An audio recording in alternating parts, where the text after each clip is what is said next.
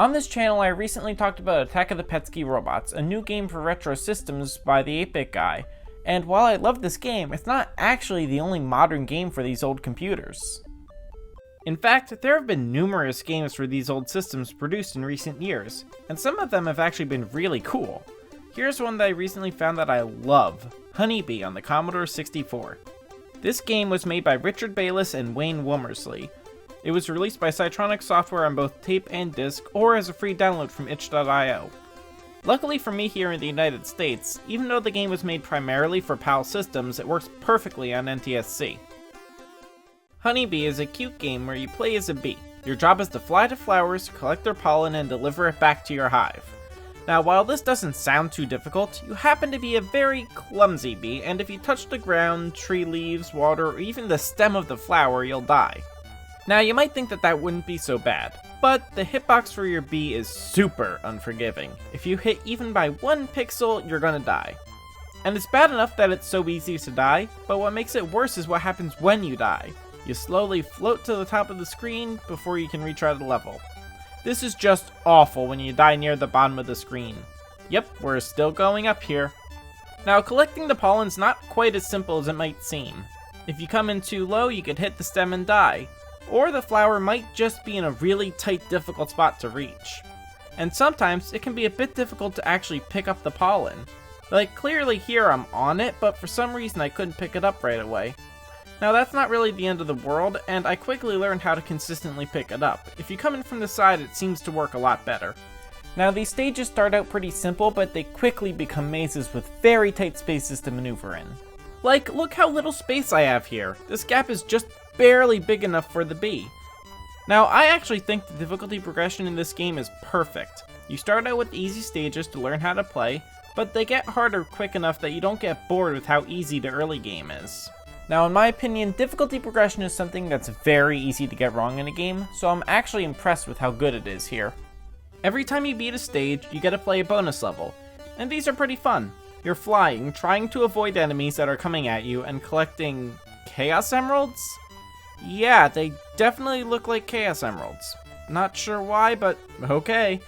The point of these bonus stages is to collect as many emeralds as you can to earn extra points, and I love it. These stages add just enough variety to make the game interesting, without it being overly complicated. One really nice thing about this game is that it works properly on both PAL and NTSC systems. So no matter where you're from, you can actually play this game on actual hardware without having to rely on an emulator. There's really only one way to describe the graphics in this game: beautiful. Everything is very nicely colored, and the different elements on the screen, like the trees and buildings, all look really good with a fair bit of detail.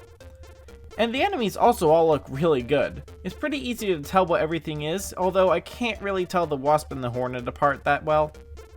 One thing I really like is that the flowers are different colors depending on the level. And this makes sense, as flowers in real life aren't all the same. It helps to show the care and effort that went into making this game.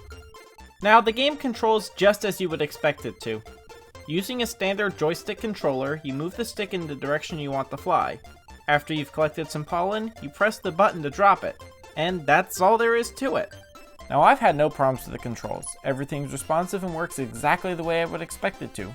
So yeah, no complaints here. For me, one of the highlights of this game is the soundtrack. There are only a few different tracks, but they're all great. You have a track for the regular levels, which is bouncy and fun.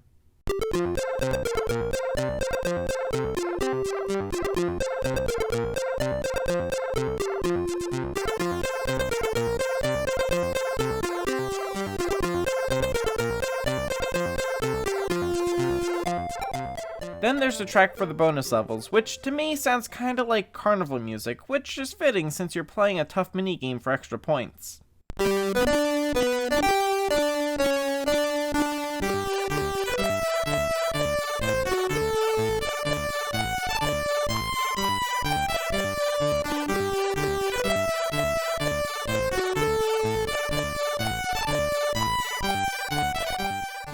There are even nice little jingles for when you beat a stage or when the game is over, and I think they very nicely complement each other.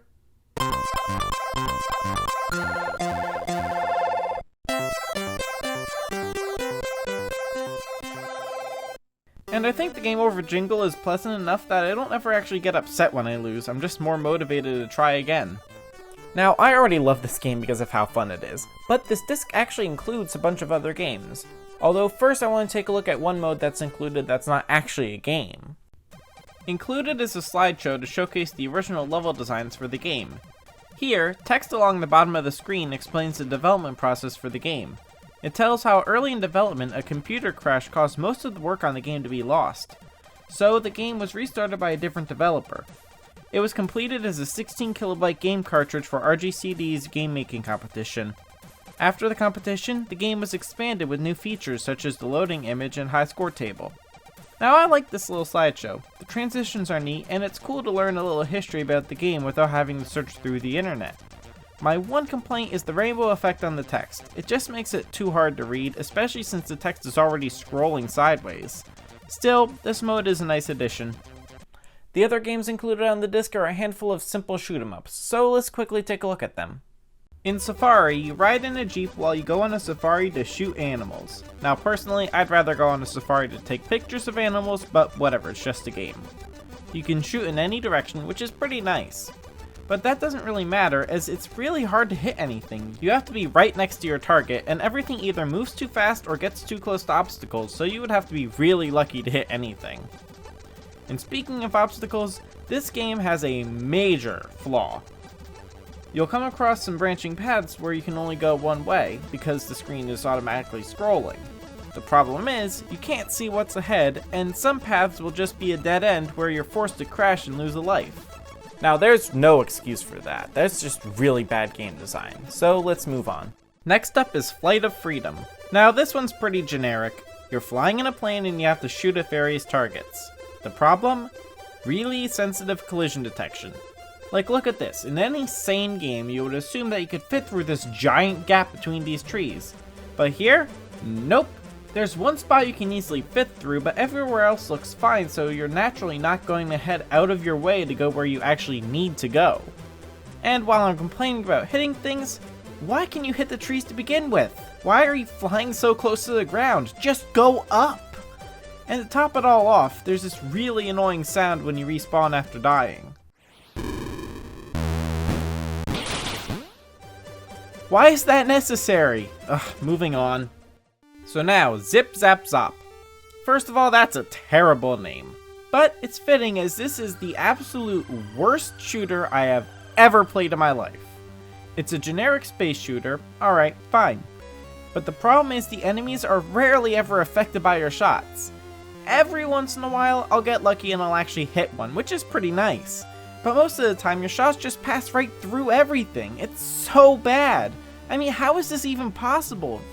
Though, I should say, I spent the entire time when I was playing this laughing at how bad it was. So even though I hated it, I did have fun. I doubt that was the goal of the game though. Anyway, moving on. So it's a bit weird that after the train wreck of Zip Zap Zop, we actually end on a bit of a high note with Balloon Adventure. Here, you're flying in a balloon, shooting at other balloons, rain clouds, and other obstacles. And really, this one's actually pretty fun. Your shots generally actually hit the enemies, and you have a long enough range that you don't need to be right next to whatever you want to hit. It's really refreshing after the other shooters on this disc, and I actually like it. One major issue with all of these shoot-'em-ups is the music. Each game has some music on the title screen, and the tracks are all actually pretty good. But there's no music in the actual game. Sure, you have some sound effects here and there, but the games themselves are fairly boring, so there should at least be some music to keep you entertained. Now, I guess I can't really complain about the shoot-'em-ups too much, as they're just a free bonus and aren't actually the main attraction here, so it's not really the end of the world that they're mediocre at best. So, what do I think about this game?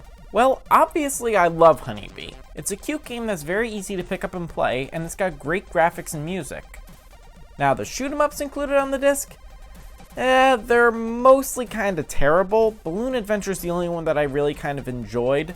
But like I said, these games aren't the main attraction on this disc, so it's not really the end of the world. Now, I got the free download option for this game, but I'm considering actually buying a physical copy of it, as it's just that good.